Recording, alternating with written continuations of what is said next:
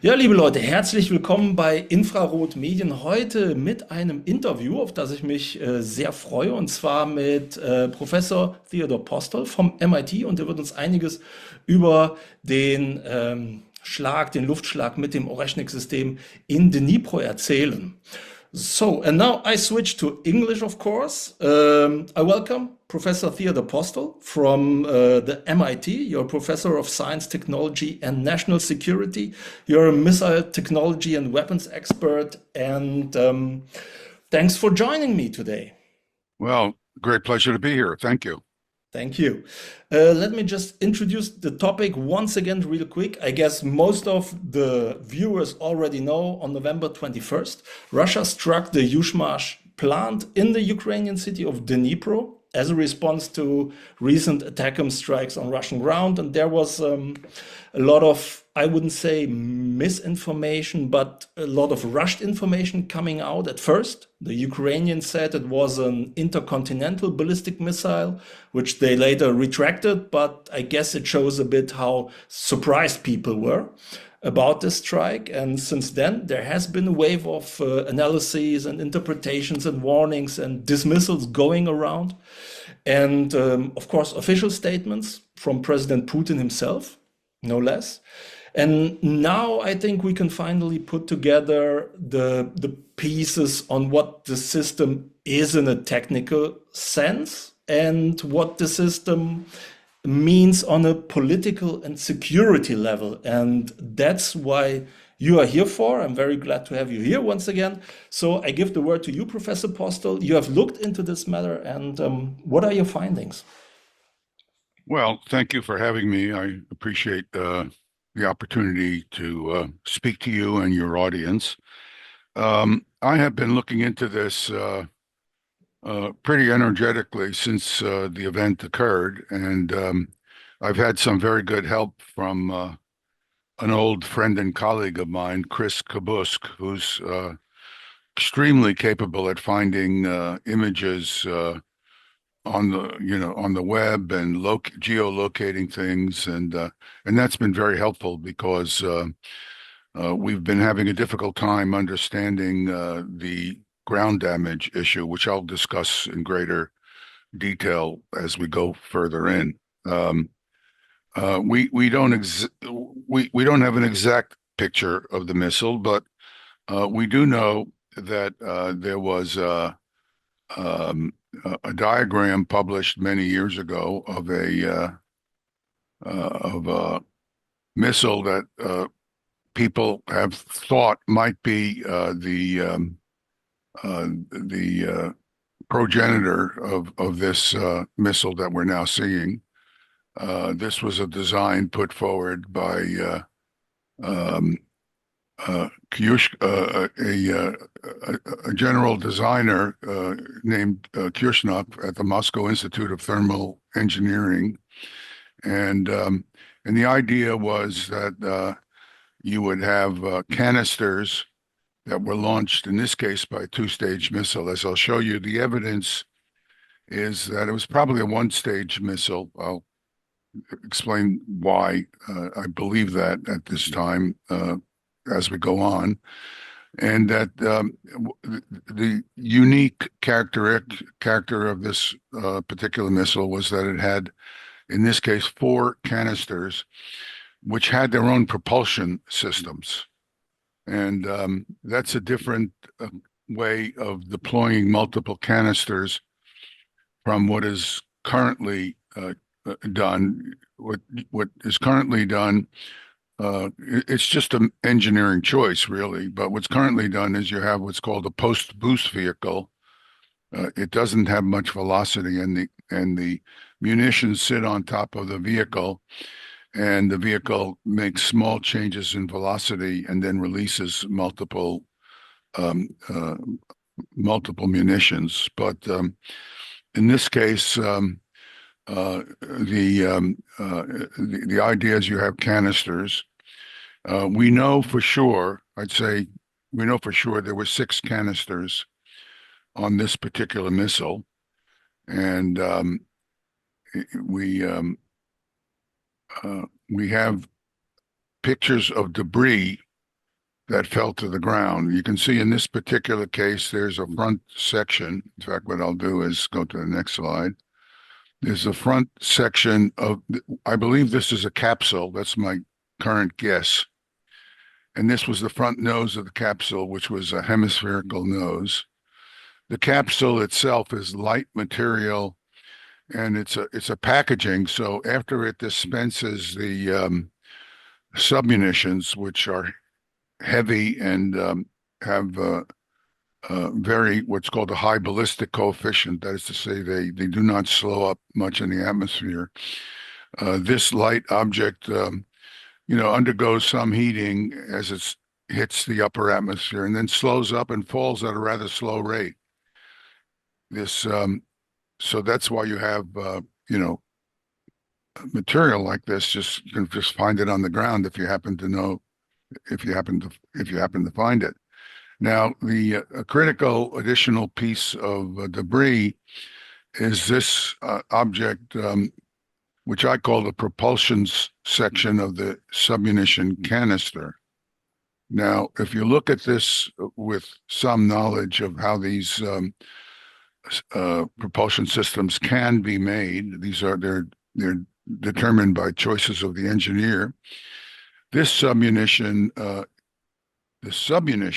so it's a canister, has a high pressure gas generator, which is filling this ball-like volume with gas. The gas is hot, but it's nothing as hot. It's not nearly as hot as the exhaust from a rocket motor, but it is under high pressure, and there are various venturis coming out of the chamber itself, and at the end of a venturi is each venturi was a rocket nozzle. So here's the rocket nozzle. The other rocket nozzles have been broken off during impact, and the rocket nozzle itself has controls on it, and the controls point each rocket nozzle in different directions. So what you can do with these multiple rocket nozzles is basically adjust the physical orientation of the canister, and perhaps its ultimate direction a little, and so the canister can then break open and dispense the munitions in accord with the target that you're aiming at. Here is a modification, diagram that shows a very, very rough guess of what the submunitions might look like. They don't have to look like this. They could be longer, but just to get a sense of size, I assumed that the munitions were made of solid iron, which incidentally, they would have to be more complicated than that, because they would tumble end over end if they were just solid iron, as I've depicted here.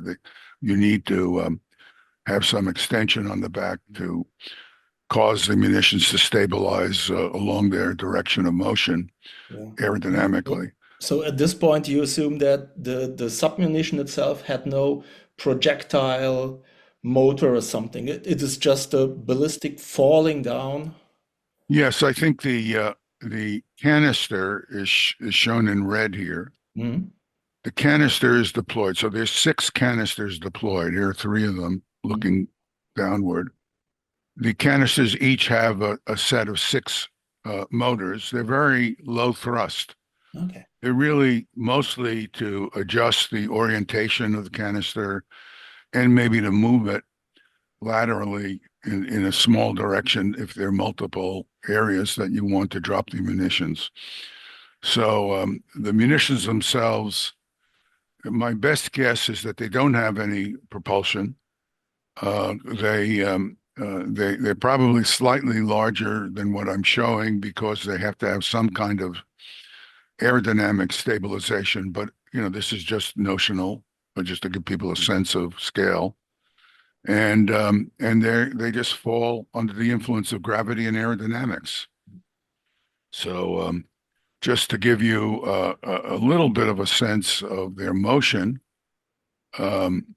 this chart on the left here shows you the velocity. The vertical axis is altitude, and the horizontal axis is velocity. Yeah. So when you're at 250 kilometers and the speed is continuing to increase because it's in the vacuum of space, gravity is acting on the object. And so the speed in this case increases from 3,100 at 250 kilometers altitude, 3,100 meters per second, to about 3,700 meters per second by the time it reaches 50 kilometers. It's fallen 200 kilometers during this period. And then you see at an altitude of maybe 40 kilometers or so, a sudden change in velocity, a slowing up. And this slowing up is occurring just due to aerodynamic drag and heating, a tremendous amount of heating. The temperature at the front of the munition, the shock wave, is probably close to 4,000 degrees Celsius, so it's hot. Mm-hmm. And almost certainly the top of the munition and the surface is covered with a protective material, thermal protection of some kind. Typically, it would be a carbon fiber of some kind, which has enough physical strength to survive the high aerodynamic pressures, which are about 10 times the pressure of the atmosphere, just due to the shock compression. Mm-hmm. And also the temperature is about 4,000 degrees. So you really need some material that's physically strong and that can take the high temperature. And typically carbon nose is what people use these days. So And this is what we saw on the surveillance videos. This is like almost like meteorites falling down because of yes, in fact, plasma. they are. Hmm? They're slower, of course, than meteorites, which come in because meteorites are falling into the gravitational field from greater range. Mhm. But they're certainly like meteorites, and when they hit the ground, they behave like meteorites. As I'll explain shortly, when they hit the ground, they basically crush up. If I have an object, let's imagine I have an object, let's say a meter long, and I push it gently, the whole object moves. But if I push the front of the object so fast that the speed of sound, the object cannot transmit the force which it transmits at the speed of sound. What happens is the front end gets crushed up, and all the energy from crushing it up goes into that front end, and it becomes very hot. And so what you have when you hit the ground at super hypersonic speeds, at hypersonic speeds being above Mach 5, you crush up the whole munition and it becomes molten and then vapor. Gets to a high enough and it becomes a vapor. And that vapor, it's a metallic vapor, and the vapor then violently expands outward like an explosive material, and it creates a crater, just like a high explosive would create a crater. So these are kinetic energy weapons. And so we now we got some good information, which initially I have to admit I didn't understand. We know that the munition was launched from Capeston Yar, and that was in this location in the extreme eastern part of southern Russia. Yes. And it flew about 800 kilometers to Dnipro. And we know from the Americans, actually, not only the Ukrainians, that the flight took about 15 minutes. Well, that's a very long time for a hypersonic glide vehicle. It should take 4 or 5 minutes. So that tells us that the missile was not a hypersonic glide vehicle. It was actually a ballistic missile. It flew on a ballistic target, because this takes 15 minutes to get to the target at 800 kilometers. So the actual trajectory was a classical ballistic missile trajectory. I postulate it was a one stage from taken from an ICBM.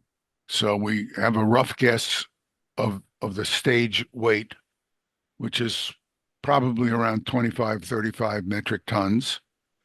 And we know roughly what the parameters of these ballistic missile rocket stages are. We don't know exactly, but this is good enough for our purposes.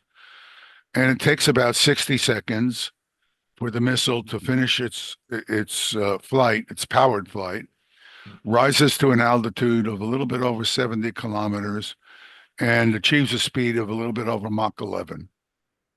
Okay. So here's 1 minute. If we look at the right trajectory, this is the powered flight of 1 minute, and then it's coasting. So it coasts for so this is 2, 3, 4, 5, 6, 7, 8 minutes before it gets to apogee. While it's coasting to apogee, it's got a long time. 8 minutes is a long time. Almost certainly what you do is just rotate the whole stage. You have some small rocket motors at the front and back of the rocket stage, which is just floating in a near vacuum. And you orient it so that the munitions can be deployed along the direction line of axis of the actual rocket stage. And of course, the munitions will, if they're initially, we don't know where they're deployed. They could be deployed much later or earlier. And as these munitions drift outward, they of course become more separated.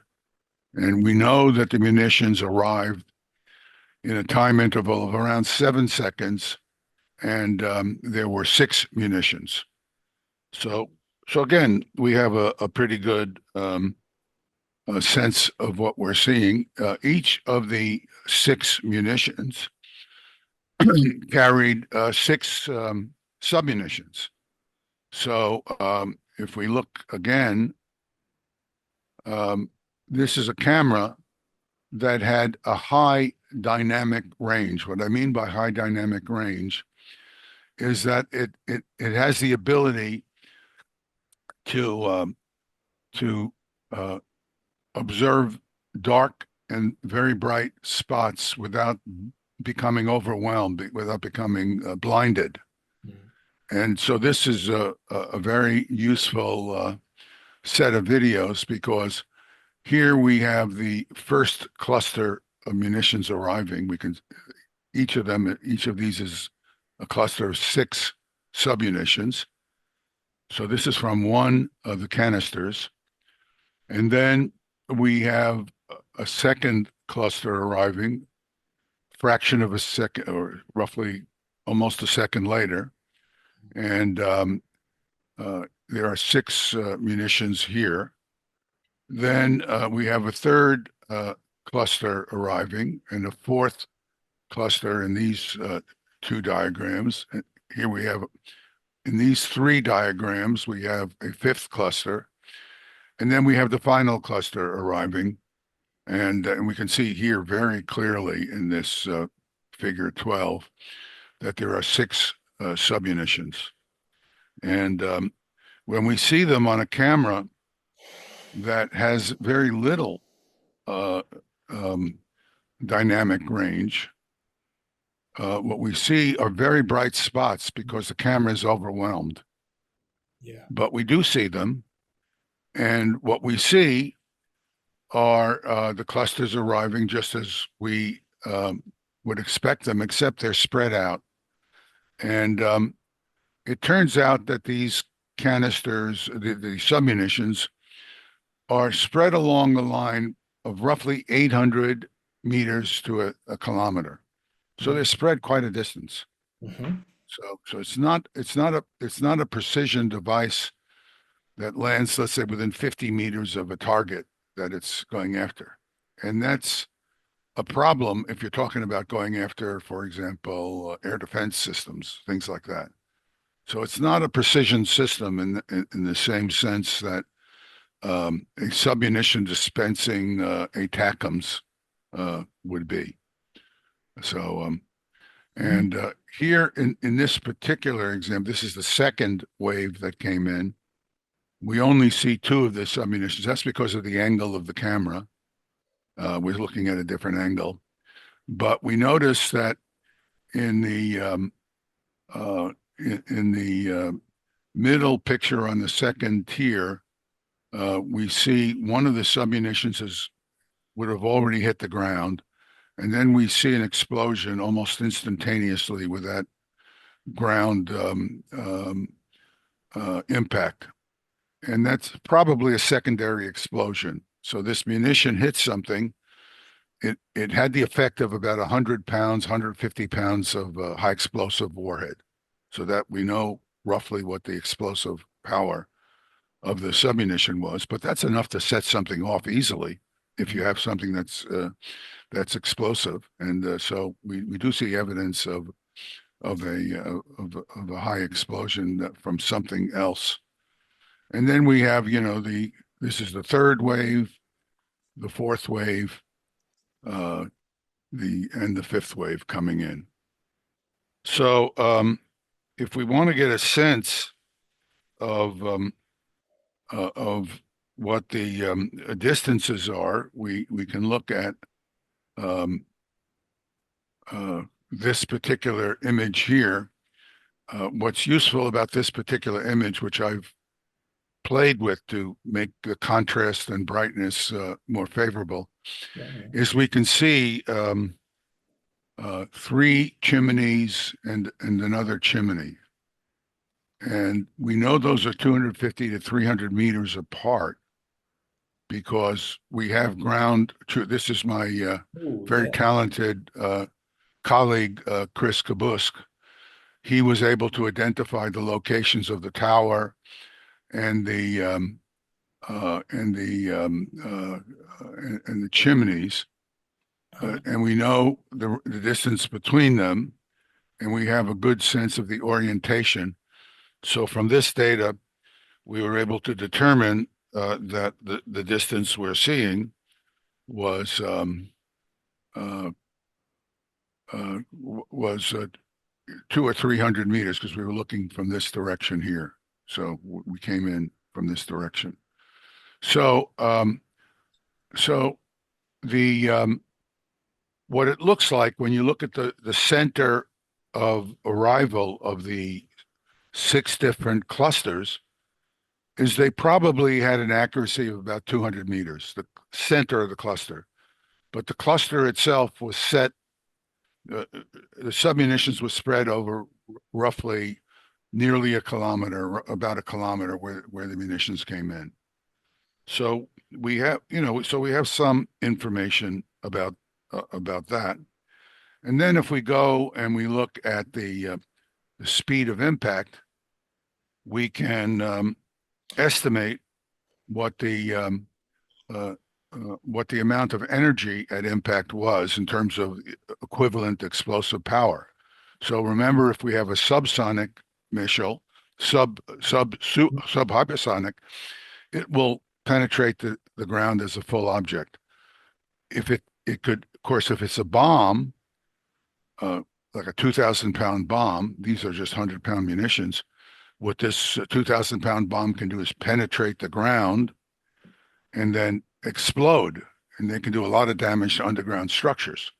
So that's an important difference between a bomb that comes in at subhypersonic speed, has a lot of energy in it in the form of explosives, which then detonate at a critical depth underground and can do a lot of damage.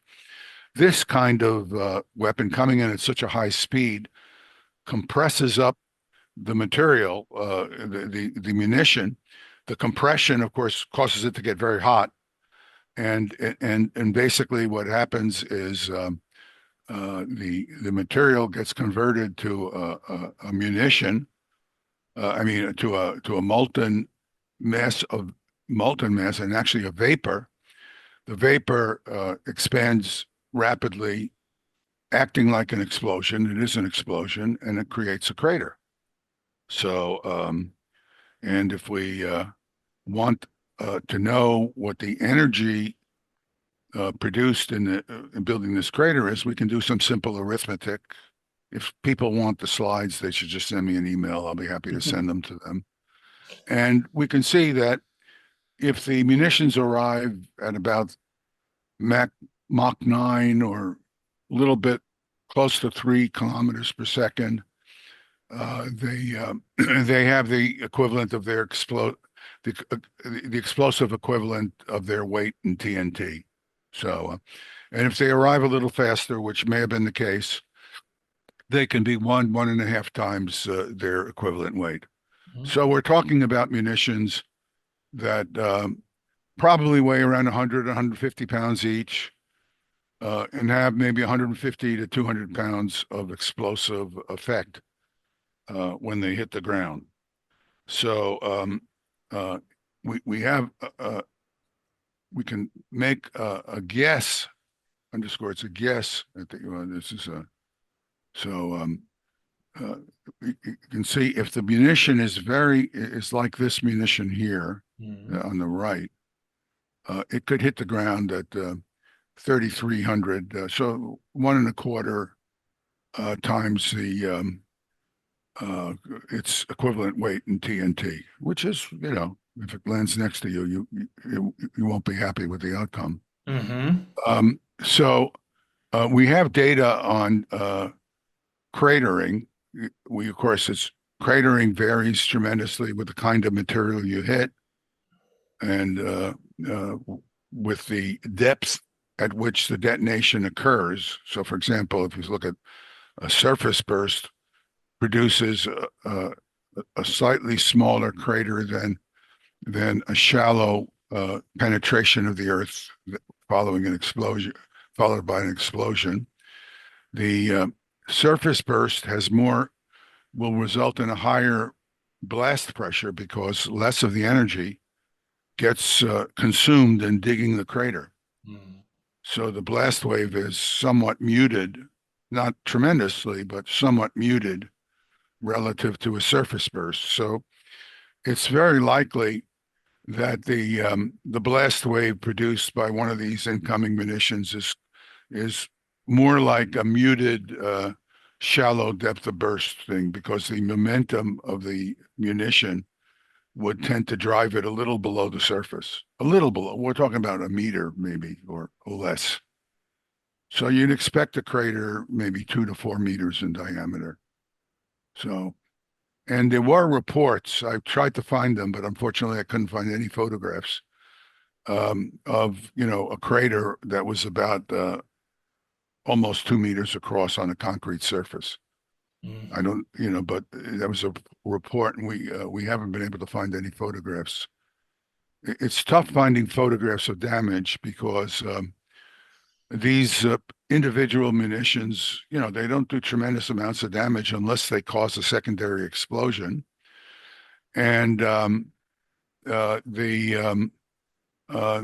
explosive effects of there are a lot of explosions that occurred earlier because Dnipro has been under attack before this particular attack, and you can find some very large craters, but they're from explosive devices that were dropped, bombs and missiles of various kinds. If I So remember, we have, I'm yeah. sorry, go ahead. If I remember correctly, the Ukrainians are understandably very keen on putting a media blackout over the Yeah, Yuzhmash factory because of course, they don't want the world to know what happened, and I guess the Russians are also eager to know what they have actually achieved with their ammunition. So yeah. yeah. I suspect the Russians know because they almost certainly have a lot of people on the ground who are reporting to them. Mm. But we wouldn't know because they wouldn't talk about it. I mean, they're not going to reveal that they have all kinds of people on the ground reporting. these people are vulnerable to reprisal. Yeah. So, they're going to keep that quiet. But I'd be very surprised if they didn't have a good idea of what the consequences of the attack was. Yeah. We're just the ones that don't know. This is a building that appears to have been damaged on the 21st. We don't understand what caused this damage. One possibility, it was literally the carcass of the rocket, or maybe even a canister. The carcass of a canister hit the top of the building.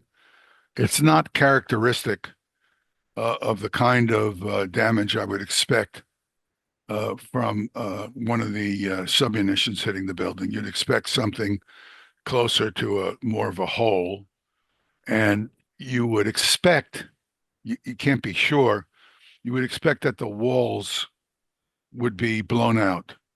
You see that the windows are blown out, but the walls are not blown out, and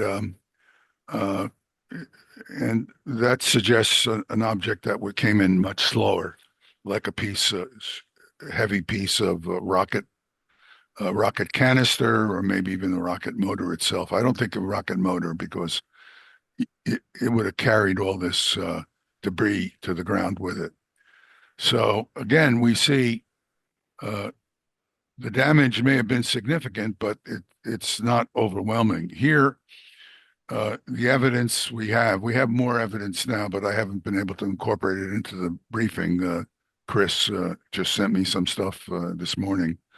And it looks like a submunition probably hit this building. It probably had a pretty thick concrete floor.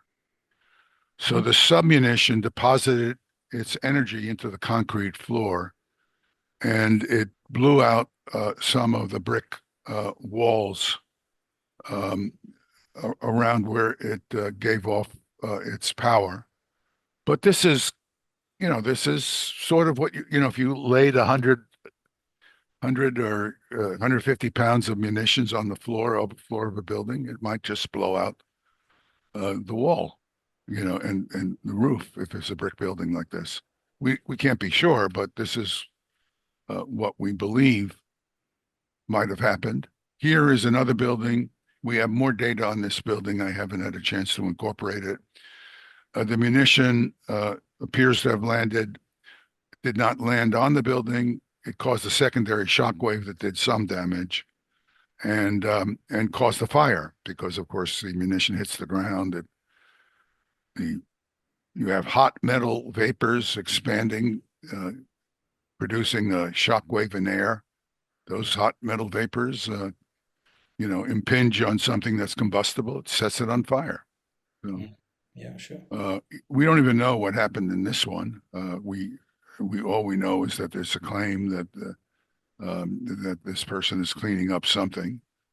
It may have been that something landed in the background. The damage to this building would not have been done by the submunition.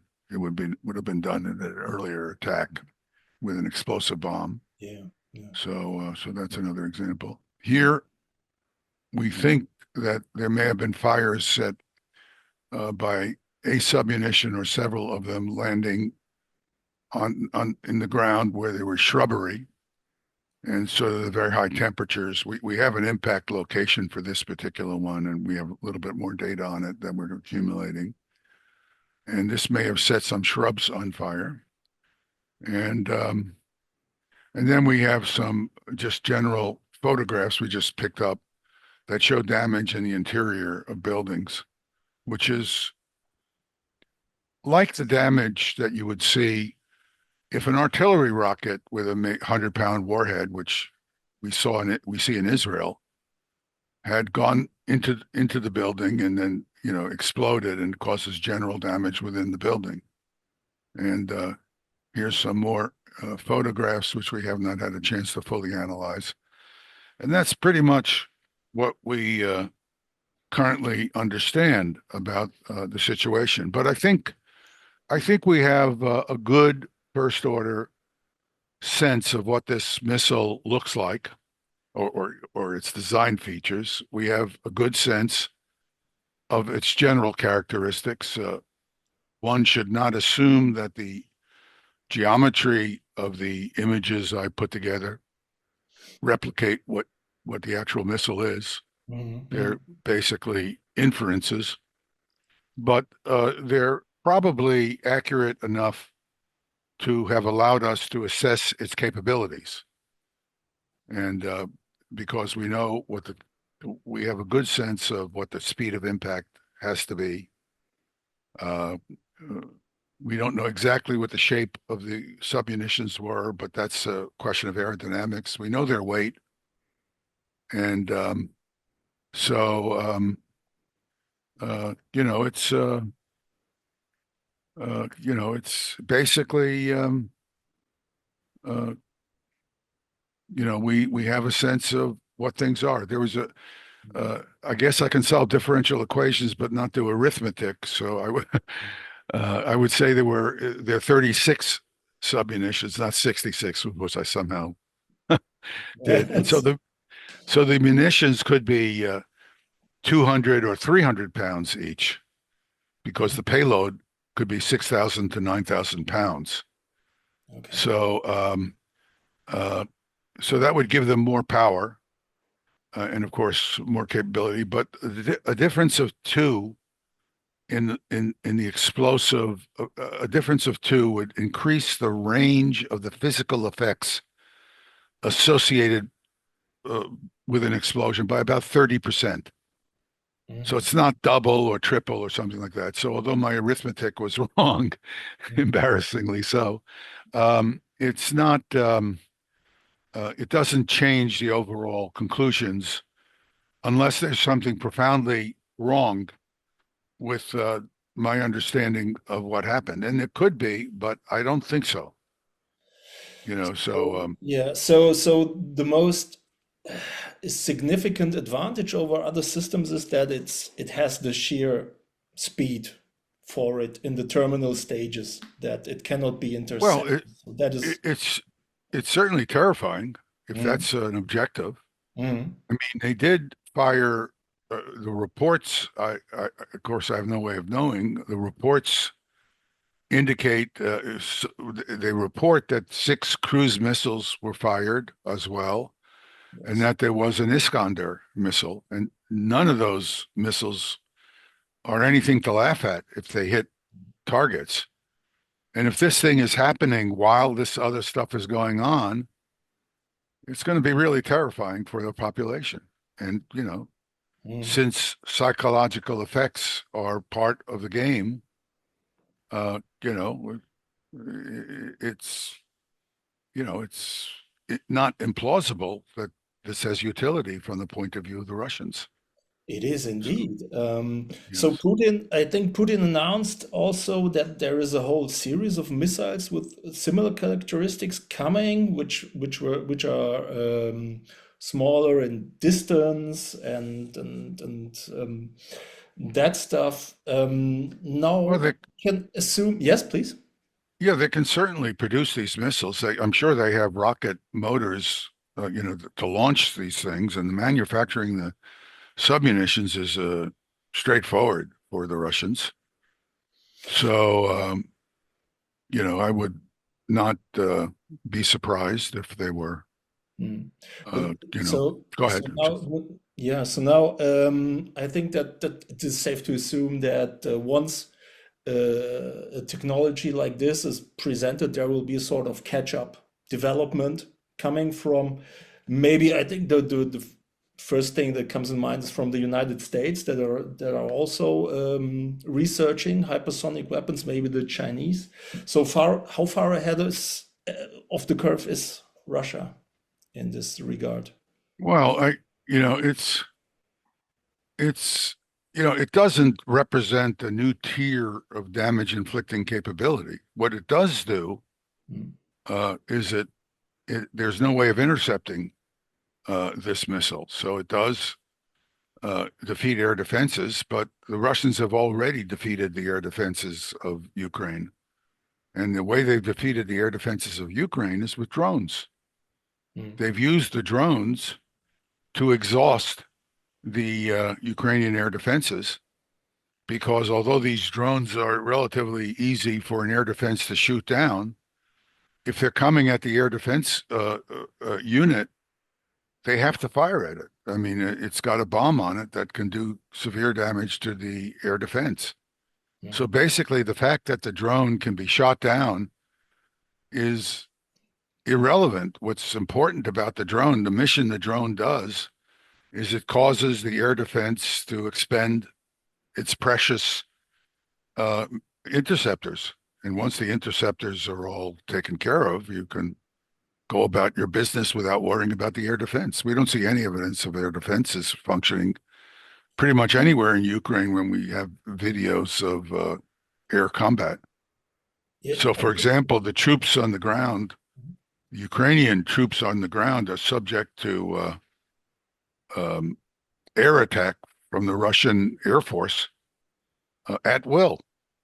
So the soldiers on the ground say, uh, we have a problem here. There's a fortified installation. It's, we don't want to lose people taking this fortified site. Give us a Fab 3000, a glided bomb.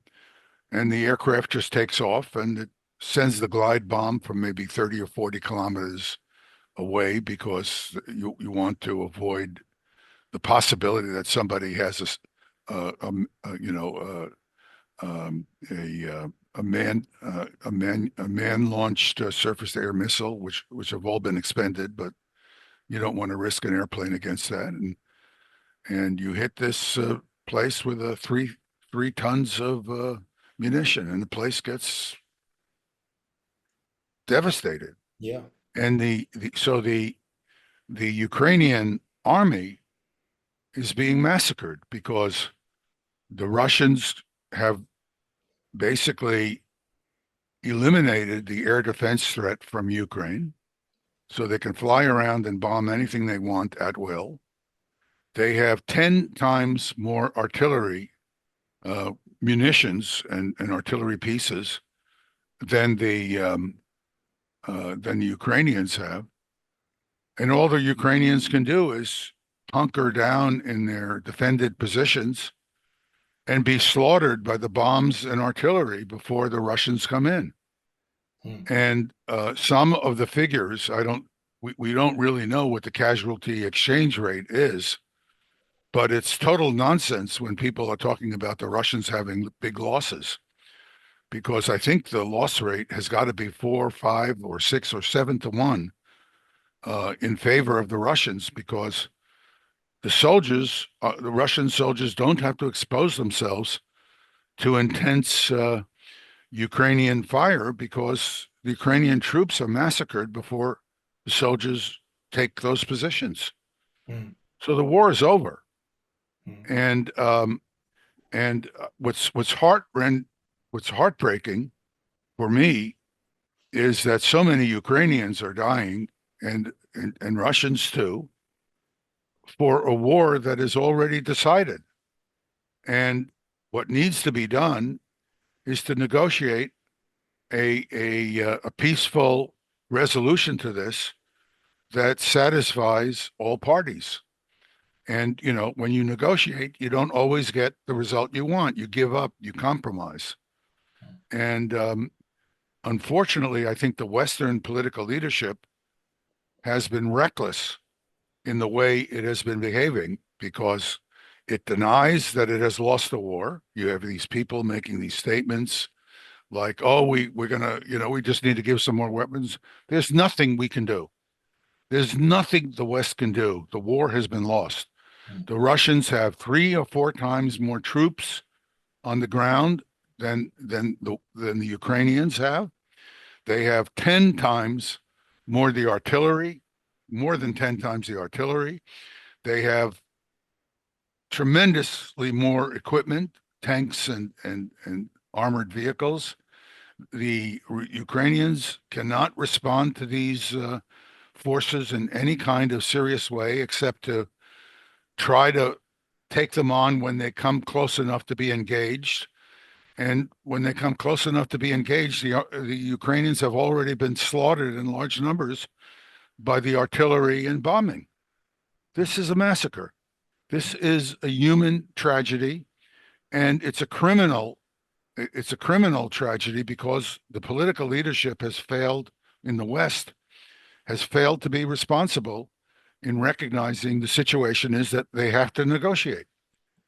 And making demands of the Russians that they surrender after they've won the war is one of the most pathetic and ridiculous things I can think of. It's hard for me to believe. It makes me think of the time before. The only time I can think of in modern history where things look so bad was like the interval of time that led to World War I, where the political leadership in Europe was so brain dead that it brought about this horrifying war that, of course, also led to World War II, because World War II was a direct consequence of what was laid down in World War I. And I just don't understand how we can have a situation where the political leadership can be so crass with regard to the loss of human life. From my point of view, I just can't begin to talk about how much I feel strongly, how much I condemn these people. Mhm. It certainly makes you think if humanity ever learns from the past mistakes. And Well, well, some humanity, unfortunately, certain members of humanity, yeah, they're losing elections all over the place now. yeah. And it seems to me that the common sense of the public may prevail in the end here, because they have failed their own countries. Mm. The European leadership have failed their own countries. The United States has also failed the European leadership. My country has done terrible things to Europe, and but my country could not have done this if the European leadership did not cooperate. I just do not understand how Olaf Scholz could have stood by Joe Biden and not said, you cannot destroy the Nord Stream pipeline, because Biden was responsible for that. The Americans did this. And they destroyed the Nord Stream pipeline, and Germany's economy is now in free fall because the inexpensive gas and oil coming from Germany, from Russia, has resulted in the rapid deindustrialization of Germany. And it's going to continue unless some way is found to find cheap fossil fuel for Germany. And what I would recommend, incidentally, I want to be clear, this will never happen because of the political idiocy. What I would recommend is a negotiated peace and open up those pipelines again, because Europe can't survive without that cheap gas and oil. And, you know, the Russian economy is doing better than ever. All this fiction about the Russian, it's the European economy that's collapsing. So all these economic sanctions have had a negative impact on Europe and a positive effect on the Russian economy, which is growing at about 4% now. And you ask yourself, how can political leaders be so recklessly irresponsible to their own people? I mean, if I were a German citizen, I don't know what I would just want to throw these, you know, I'd want to hang these people for what they did to Germany. It's Yeah, incredible to me. gotta be careful. Well, I know I should be careful, but I mean, I think the it's an abrogation of their sacred responsibility to the German people. That's the way I would put it. It's a complete abrogation, and then, you know, it's just hard to believe. I just can't comprehend it. It is So actually, it was you that pointed out in another format that This is a story that has been going around in Germany too. The United States, they are going to deploy another installation similar to Aegis Ashore in Romania, which will have SM-6, which will have Tomahawk and some undisclosed hypersonic weapon. And the irony of it is that the parliament wasn't even consulted. It was just decided over the heads of everybody, basically. Yeah, so Well, I mean, these, I don't want to sound, let me be clear that I have, first of all, I have family in Europe. So, and I go to Europe at least twice a year for family. And not to mention going for business, for the work I do. And I have a great affection for the European social system, which I think is tremendously more humane than what we have in the United States. I just, even though we are so rich, the United States is so rich. So I have a great affection for Europe and Europeans in general. And I just can't understand how the Europeans have allowed themselves to be taken this way, to be so much damage being done to them. And it has to be, it's not only the reckless behavior of the Biden administration, it is the reckless behavior of the political leadership in Europe. Because if you and I are allies and you ask me to help you, and I'm obligated to do so, but I'm not obligated to sacrifice my country. I'm obligated to help you in a way that also protects my country. And what has happened here is the only country that has profited economically from this is the United States. We now sell liquid natural gas to Germany at 2 or 3 times the cost of the natural gas they were getting from Russia. yeah, So we're doing fine economically from this, but Europe is in a tailspin economically and will continue to be so unless something is done. unfortunately, that's true. I mean, we are still buying gas. We are buying fracking Yes. liquid natural gas from the United States, but we're buying the Russian gas, but via the Netherlands or some other hubs. Or India, right? Or India, yeah. The gas goes to the Indians buy the gas, they refine it, or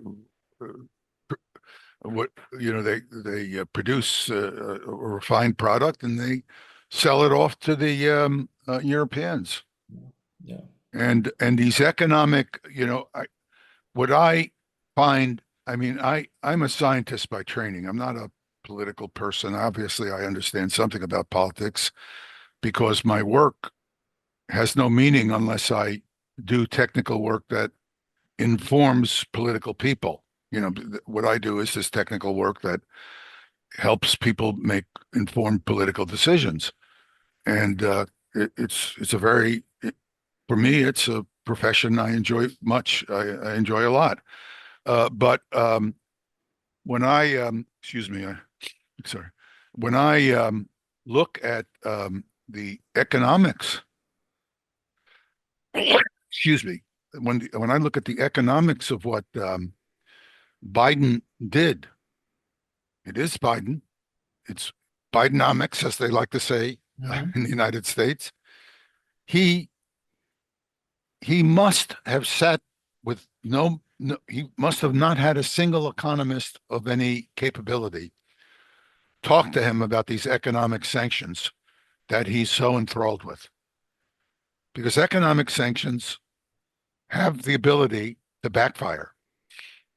And what he did with these economic sanctions is he bolstered the economy of Russia.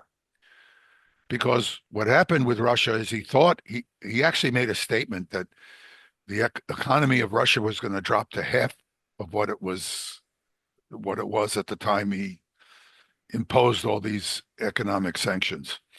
Well, it hasn't dropped to half. In fact, it's been growing at 4 or 5%. How did that happen? Well, the economic sanctions had the effect of denying Russians access to European goods, which were being sold in Russia. Of course, the Europeans had the effect of losing the market in Russia. Yeah. So that was a problem.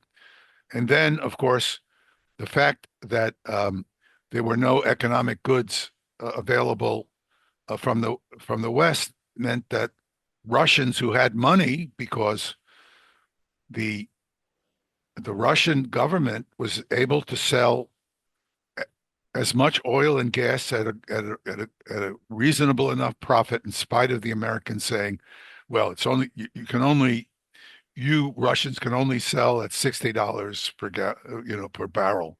Mm. Well, turns out the United States government has no control over the market. So the Russians just continued selling, and countries like China and India in particular just went ahead and bought. Why are they supposed to, Anthony Blinken snaps his fingers and, oh, yes, we're going to go do it. Chinese say, yeah. He goes to China. Blinken goes to China and he says, we don't want you to trade with Russia. The Chinese, of course, say, yes, of course, sir. You told us not to. If I want to be a little nasty, I'd say they could have said, we're not the Europeans. We're not going to destroy our economy because you asked us to do it. Which is what happened with the Europeans. Mm. So I think there's a lot of blame to go around here among the European class, the political class in Europe. And I'm hopeful that a new political class will replace this current political class, because I want to see Europe do well and thrive. And it'll probably take 2 or 3 years, or maybe longer. I hope it'll only take that long. Mm. And there'll have to be new elections. There'll be a lot of shaking out of various political views, because I know people are very concerned about uh, conservative, very conservative elements in the rising new political organizations, taking decisions that are not in accord with many of the Europeans' socially advanced beliefs. I respect those, but it's going to have to shake out into a new political order, or Europe is going to perish. It's going to be a shadow of what it was. Mm. And I think Europe has to stop treating Russia like it's this horrifying nemesis that's going to sweep into Western Europe. All you have to do is look at the military. I mean, you have these people. What's it? The Prime Minister of UK made this speech about how the freedoms of Great Britain are going to be. I mean, what do they think? There's going to be all Russians on the ground in London? It's so silly. It's hard to believe. Yeah. I mean, Russia has an army of 2.5 million people. It will have an army because they're continuing to build it, because they have been forced to build it. From their point of view, they are defending their survival. This is for those people who think in terms of Western crises. What has happened in Ukraine is the equivalent of a Cuban Missile Crisis, where the United States said no to Russia when they tried to put nuclear-armed ballistic missiles in Cuba. Yes. Yes. We were not willing to tolerate that. Now, Blinken actually told in January of 2022. Let me remind you that the invasion occurred in February of 2022. Blinken told Sergei Lavrov that the United States believes it has the right to put ballistic missiles in Ukraine. This was before the invasion of Ukraine. I don't remember that, but Well, let me tell you. Look, the man who pointed this out was Ray McGovern. Ray McGovern is a former CIA person who briefed presidents of the United States around Reagan's time, and he was a briefer of Ronald Reagan, and very experienced. So he found this out and talked about it. Nobody disputes it, to my knowledge. And so, what would you do if you were Sergei Lavrov and Vladimir Putin? What would you do if you were John Kennedy and Nikita Khrushchev said, "It's none of your business. We're going to put nuclear weapons in Cuba"? Well, I'll tell you what I would have done if I were John Kennedy. I would have invaded, and we were planning. The United States was going to invade Cuba if the Russians didn't back down. So what did the Russians do? They tried to negotiate a reasonable cessation to the problem, but Ukraine and the United States would not in any way respond constructively to multiple attempts of the Russians to negotiate. So the Russians threw up their hands and said, "We have to go in." That's what it was. This idea that this was an unprovoked invasion is nonsense. Absolute nonsense. Now, if you want to argue, as some of my friends do, that they didn't have to invade, they didn't have to take a military action, fine. But I have been unable to get any of my learned friends, who I greatly respect and admire, who disagree that the Russians had no choice, who disagree with that conclusion, to explain to me what else they could have done. I'd like to know. I mean, I'm very interested. I have no axe to grind on this. I'm not a political person. I mean, I'm not a political expert in politics. I don't know what the Russians could have done other than invade in that situation. And then when the Russians and the Ukrainians reached an agreement in April of 2022, just literally 4 or 5 weeks after the invasion, that the war would stop and the Russians would withdraw the troops that had already gone into Ukraine. They'd keep the Crimea. Crimea is just too important to them. But they would withdraw the troops, and that there would be, and that in return, the Ukrainians would respect the rights of Russian-speaking Ukrainian citizens who had been denied their human rights according to the UN rules of guaranteed human rights. Yeah, I remember that. So the negotiation was, do not discriminate against Ukrainian citizens of Russian descent, do not join NATO, and do not build an army that's threatening to us, although you can have guarantees from any countries you like. Germany, France, United States, you can have security guarantees. And that was the agreement. And the United States said no. The United States said that we think we can win the war and do strategic damage to Russia. That was a statement made by Lloyd Austin, the American Secretary of Defense. So we intervened, stopped. The war would have stopped there if the agreement had been implemented. And we intervened and said, no, let's continue the war because we want to do strategic damage to Russia.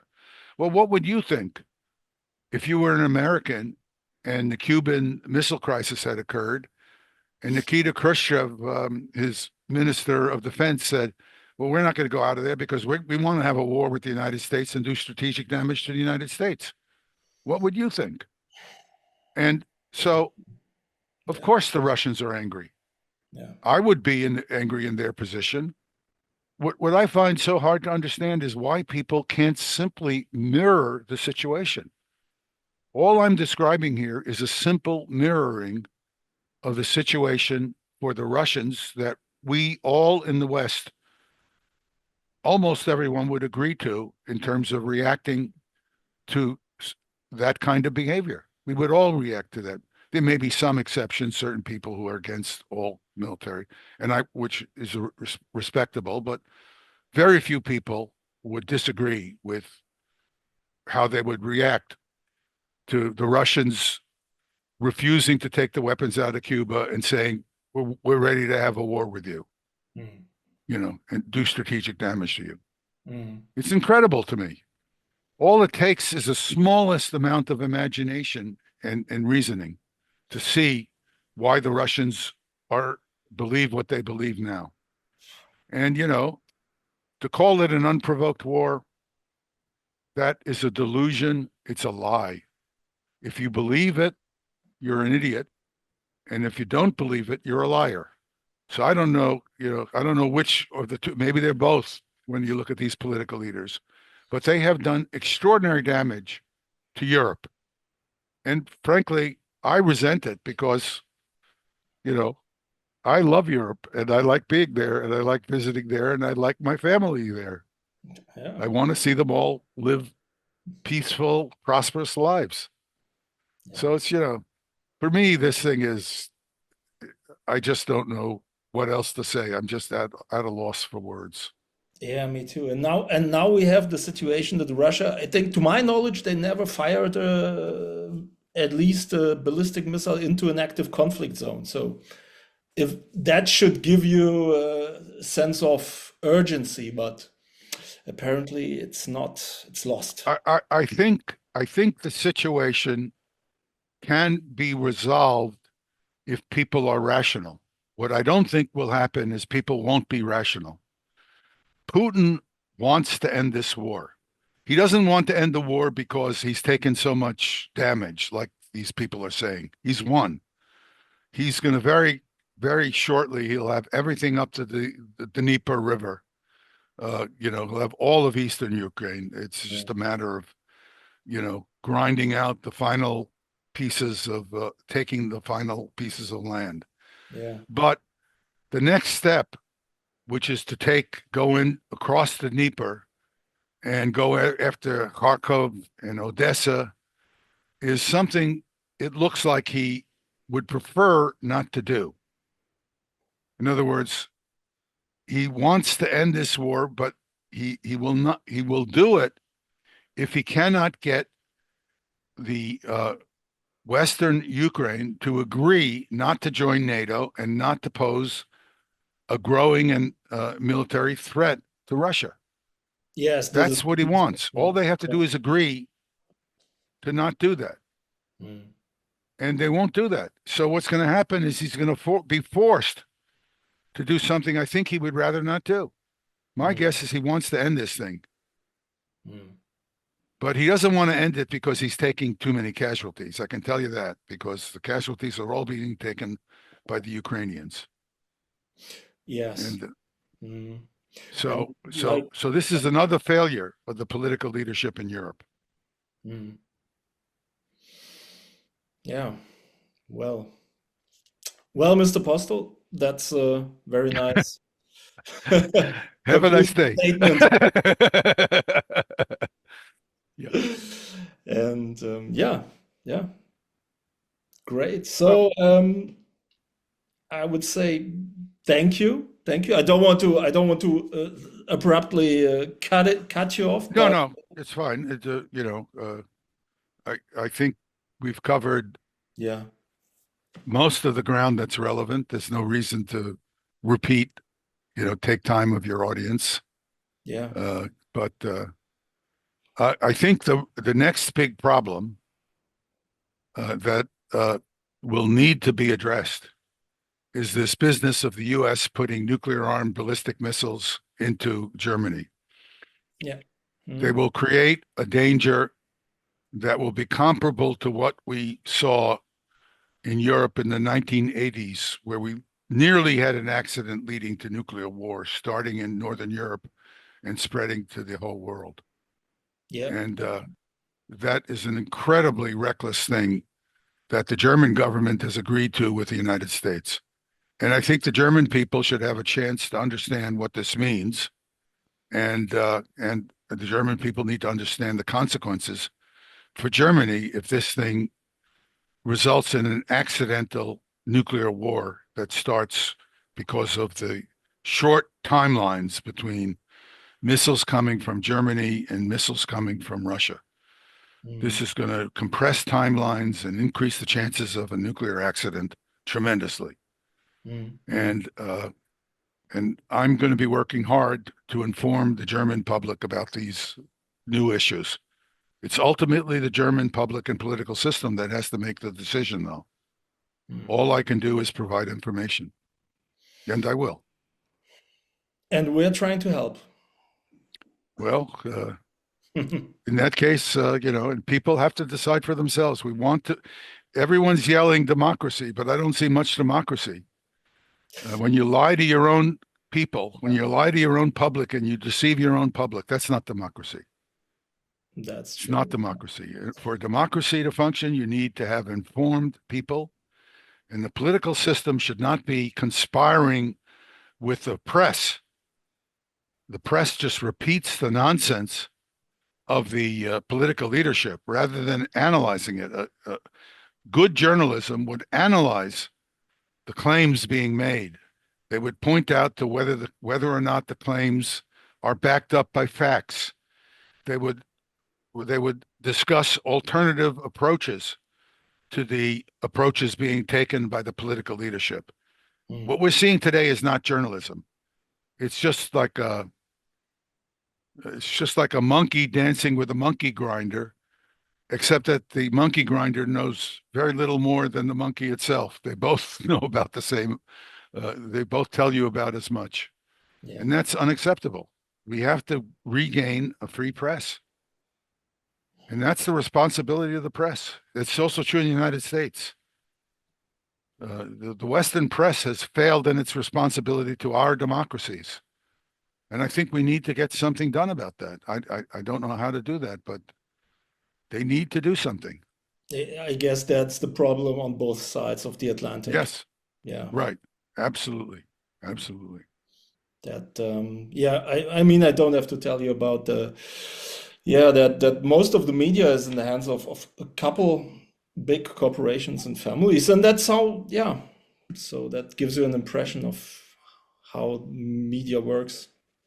Also, well, I think the mass media is destined to collapse anyway, because I think it's going to take time because it's a generational thing, but people are going to be looking more and more to places like the internet, things like this, podcasts like this for information. Because you can't trust the New York Times more than you can trust us. I mean, I'm putting out my briefing slides. You want the briefing slides? Fine. You want to find errors in the briefing slides? Go ahead. If you find an error, I'll change it. Yeah. It's there for you to see. It's not some editor at the New York Times who's sitting in a posh office, not caring about the facts, telling his journalists, write this article. This is better, now it's more work for an audience, but, at least there's information coming in that has some level of reliability. Yeah. Yeah. What else can you do? Don't stop. Don't give up. I'm not stopping. Okay, good. So, Mr. Postol, thanks again. Thank you. Appreciate you taking the time to ask me to talk. Sure. And see you next time, I guess. Next time. Okay. Assuming I have something to say. Okay. Bye-bye. Bye-bye.